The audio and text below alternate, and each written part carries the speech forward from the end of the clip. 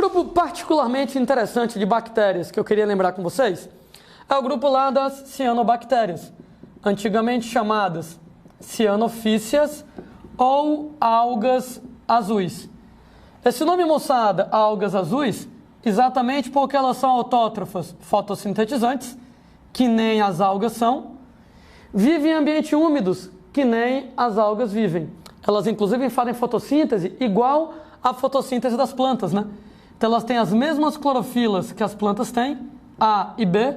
Existem 5 tipos de clorofila, A, B, C, D e E. As clorofilas das plantas, A e B, as mesmas das cianobactérias. E elas apresentam, gente, pigmentos acessórios chamados de ficobilinas. O nome fico quer dizer alga, inclusive daí o nome, né? Cianofícias, fícias, algas, ciano, azul. Essas ficobilinas, basicamente de 2 tipos, né? Fico, cianinas, que são azuis, ciano, azul, e moçada, ficoeritrinas, que são vermelhas, né? Ciano quer dizer azul, eritro quer dizer vermelha. Então, pigmentos acessórios, que são azulados, que são avermelhados, e aí vai. A gente não está mais utilizando o nome algas azuis, que é bem claro que elas não são algas, né? Elas são bactérias, daí inclusive o nome cianofícia também não é mais o nome que deve ser utilizado, né? Algumas questões ainda usam essas nomenclaturas antigas, cianofícias ou algas azuis, mas o ideal é falar em cianobactérias. Elas são bactérias, elas são procarióticas, como as bactérias são. Entretanto, autótrofas fotossintetizantes, com as mesmas clorofilas das plantas, A e B, e moçada, dotadas lá de pigmentos acessórios chamados de ficobilinas. Cuidado, né, moçada, que apesar de elas serem autótrofos fotossintetizantes, elas não apresentam cloroplastos. Claro, né, gente? Cloroplastos são organelas membranosas e bactérias não têm organelas membranosas. Qual é mesmo a única organela que a bactéria tem? A única organela que a bactéria tem é o ribossomo. Gente, elas não têm cloroplastos, como é que elas fazem fotossíntese?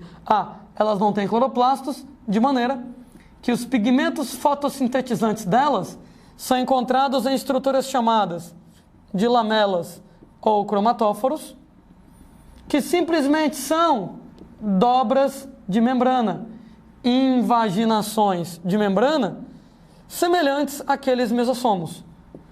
Né? Cuidado então, que você, apesar de fazer fotossíntese, não tem cloroplastos nas cianobactérias, então, clorofilas, ficobilinas, localizadas nessas dobras de membrana, chamadas de lamelas ou cromatóforos.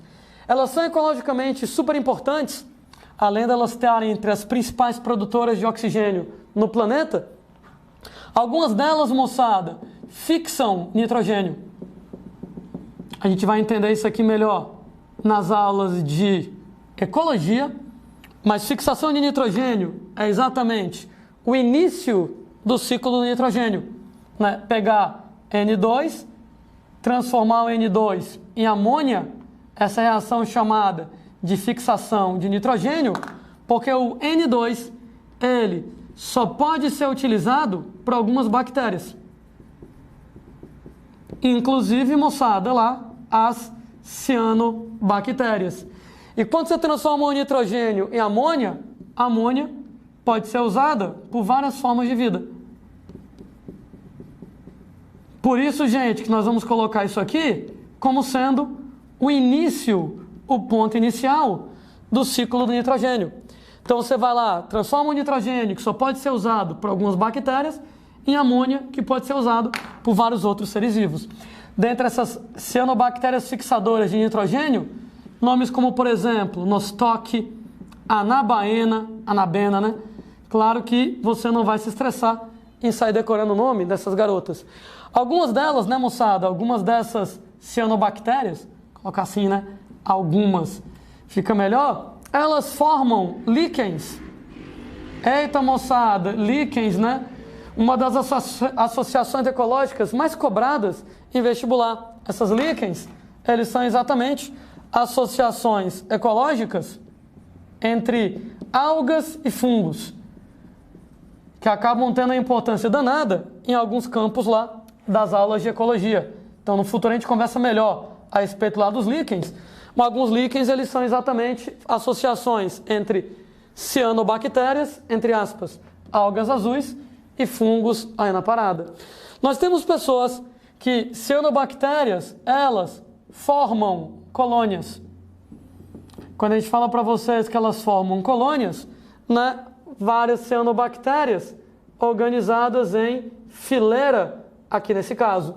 Só que essas colônias, elas são heteromorfas. Beleza? Outro comentário de ecologia que nós vamos explicar melhor no futuro.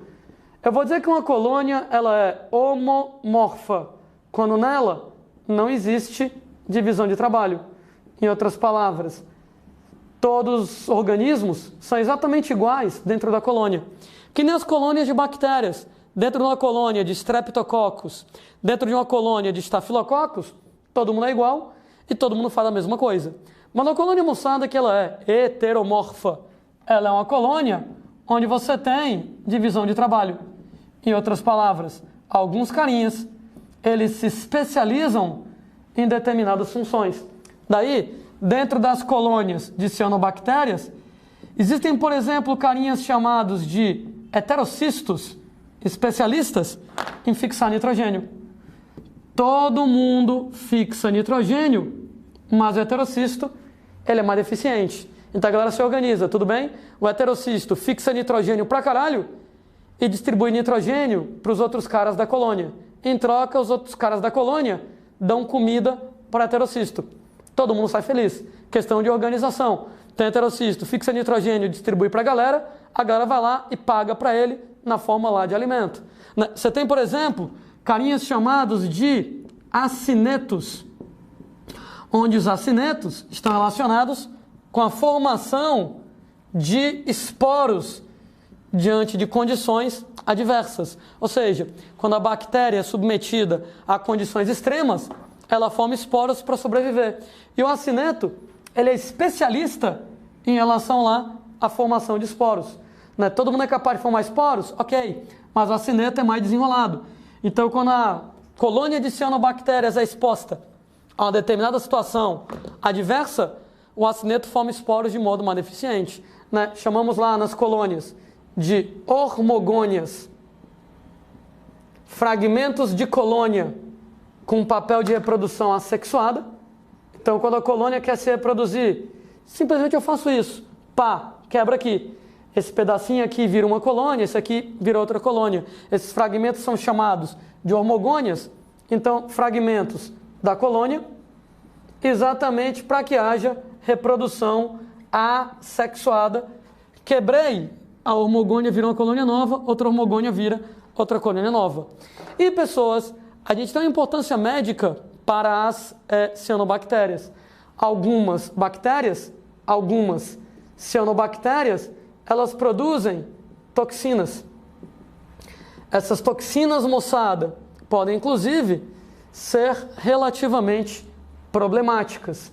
Né? Exemplo dessas toxinas, você tem lá as chamadas microcistinas, são toxinas produzidas a partir, moçada, de cianobactérias, que elas podem causar, por exemplo, problemas como lesões hepáticas, toxinas hepatotóxicas. Daí, eu não diria que essas cianobactérias causam doenças, mas elas podem causar intoxicação. O caso mais grave, moçada, de intoxicação por cianobactérias no mundo aconteceu no Brasil, na década de 90, 1996, em Caruaru, Pernambuco, numa clínica de hemodiálise. Ela teve a máquina de hemodiálise contaminada por cianobactérias.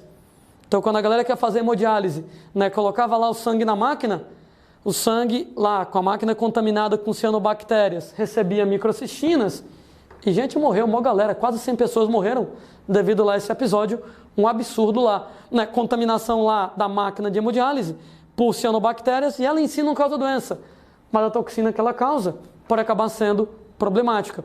É por isso, moçada, que, por exemplo, a água engarrafada, ela tem, gente, validade.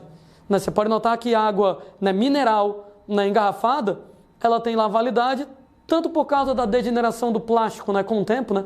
O plástico vai degradando, pode liberar algumas substâncias problemáticas, como Dentro daquela água pode ter esporos de cianobactérias. E a cianobactéria é extremamente desenrolada para sobreviver em determinados ambientes. Dentro da garrafa de água mineral tem CO2, tem água, tem N2, suficiente para a cianobactéria se virar, né? Porque a cianobactéria, ela faz fotossíntese, pega CO2 e água, produz matéria orgânica.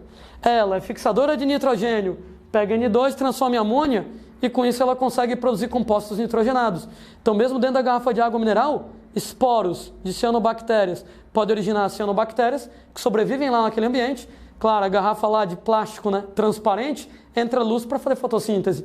Luz, CO2, água, N2, colônias de cianobactérias aparecem e algumas delas podem produzir toxinas, de maneira que se você beber aquela água fora da validade, pode ser que você tenha um problema, né? Cianobactérias, então, né, bactérias, não algas, antigamente chamadas de algas azuis, cianofícias, e moçada, super importantes para a gente, do ponto de vista ecológico, na fixação de nitrogênio, na formação de líquens e, eventualmente, podendo causar intoxicações.